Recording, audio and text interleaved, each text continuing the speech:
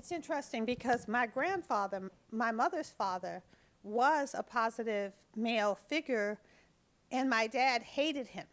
He dogged him out. He was a pussy. He was a this. He was a that. He was not a good enough man because he was peaceful.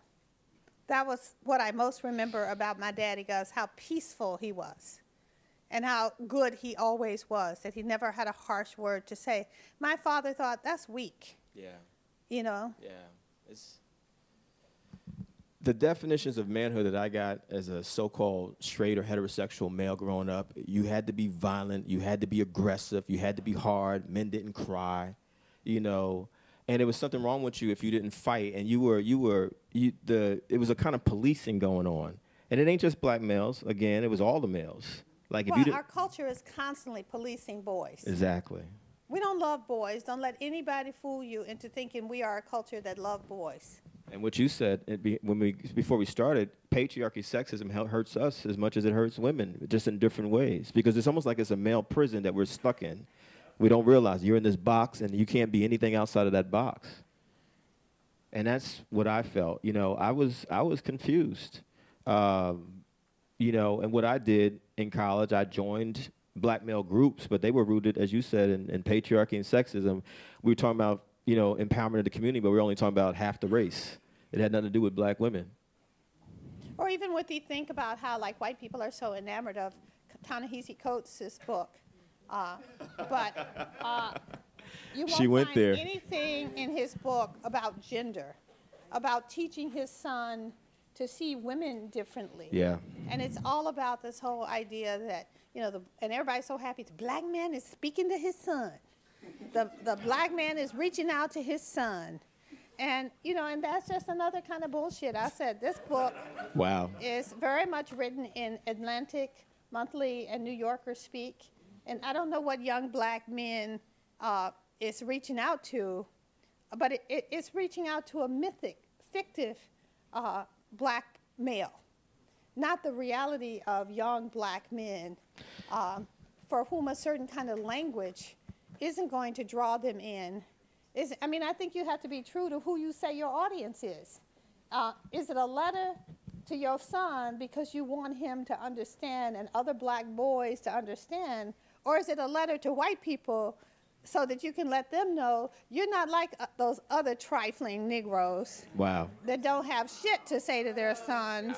You know, and I want to say this. Cornel West critiqued the book, and his critique is well taken, but people got mad because they didn't like the way that he critiqued it. And Cornel has been getting a lot of hits for, you know, shooting off his mouth. I mean, do we need to know Cornel saying Obama is a niggerizing president? No, we don't. But if people get beyond that statement to the critical meat of what Cornel says, there is nothing he's saying about Obama that is not a sincere critique. It's the way he frames it. But why have we created Cornel now? We used to admire Cornel. He was Ta-Nehisi Coates 20 years ago. People forget that. I'm not even going to let you go there because he was much more aware. Okay. You know. Okay. I mean, he was on the left, and he was dissident. I'm talking about popularity. Okay, I'm going to make but my point is that Cornel has been the symbol for us of a black man on the left, a black man being true to everyday people. And I don't think it's any accident that all of a sudden people are attacking him. People be calling me saying, Belle, your friend Cornel is crazy. You need to put a muzzle on him. And it's just interesting to me that switch from people feeling Cornel is someone we should listen to and learn from to a kind of hatred because he's not performing as... that's the key word. Yes, that's as the key people word. feel he should perform. I was on the Vineyard this summer and saw the Baldwin film, which really annoyed me, the reissued Baldwin film where Maya Angelou is reading throughout. Skip says the same critique of Coates and Toni Morrison that Cornel said, but nobody's booing him, nobody's challenging him. Right. It's like, oh, this is reasoned and rational. It's not, wow, Cornel West. So I think that that is an interesting relationship between what happens if black men are emotional. Yeah. I mean, I had just had my birthday, and I always have people come over and read a poem. This year was Poems by Women, and one of the poems was When God Says Yes, and it starts with, I asked God if it was okay to be melodramatic, and God said yes. Huh. But really, who have we allowed other than the black preacher to have an emotional voice? It's my gosh. I mean, isn't that why hip-hop Yeah. has had such an interesting relationship?